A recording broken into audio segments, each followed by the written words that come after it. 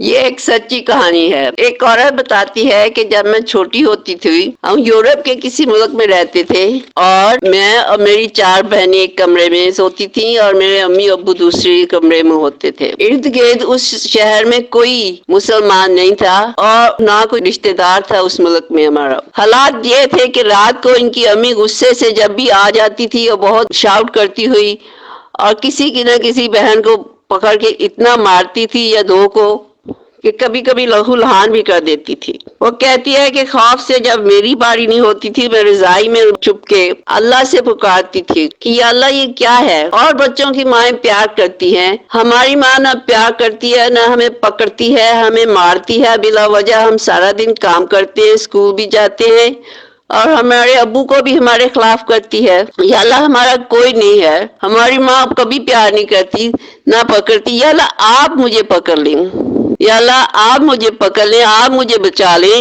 آپ مجھ سے پیار کریں، میرا کوئی دوست بھی نہیں ہے، یا اللہ آپ میرا دوست بن جائیں۔ اور شروع سے ہی اس کی یہ عادت بن گئی کہ جب بھی مشکل میں ہو وہ اسی طرح اللہ کو پکارتی تھی اور وہ دن اس کو یاد آتے تھے۔ حالانکہ اس کے ماں باپ سکے تھے، شاید اس کی ماں ذہنی مریض تھی، وہ کوئی جادو کا سایہ تھا، یہ علیحدہ کہانی ہے۔ لیکن جیسے وہ بڑی ہوتی رہی وہ اس بات پہ پکی رہی اور شادی اور اپنے کریئر اور اپنا کاروبار ہر وقت اور سسرال کے سامنے اور سارے کریئر کے مسئلے جو بھی مسئلہ ہوتا وہ ایسے ہی کرتی کہ چھپ کے جا کے جان نماز کسی کونے میں بٹھا کے اپنے رب سے سجدے میں جا کے رونا شروع کر دیتی چھپ کے، جیسے وہ 55 میں کرتی تھی۔ اور بے شک اس کا یہ پکارنا کہ یا اللہ آپ میرے دوست ہیں، آپ مجھے پکڑ لیں، میرے کوئی گلے لگانے والا نہیں اس مشکل میں آپ کے سوا۔ اللہ کو پسند آیا کہ انہوں نے اس کو اپنی رحمت میں چھپایا اور کامیابی کی طرف لے کے گیا۔ اس سے ہم ایک بہت بڑا سبق سیکھتے ہیں کہ دوستی کیا ہے۔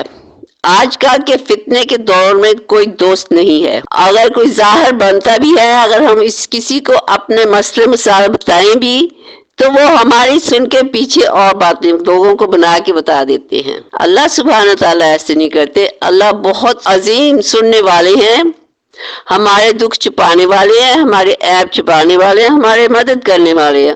اور وہ اللہ تعالیٰ بہت خوش ہوتے ہیں کہ جب بندہ اللہ کو اپنی مدد کے لیے پکارتا ہے۔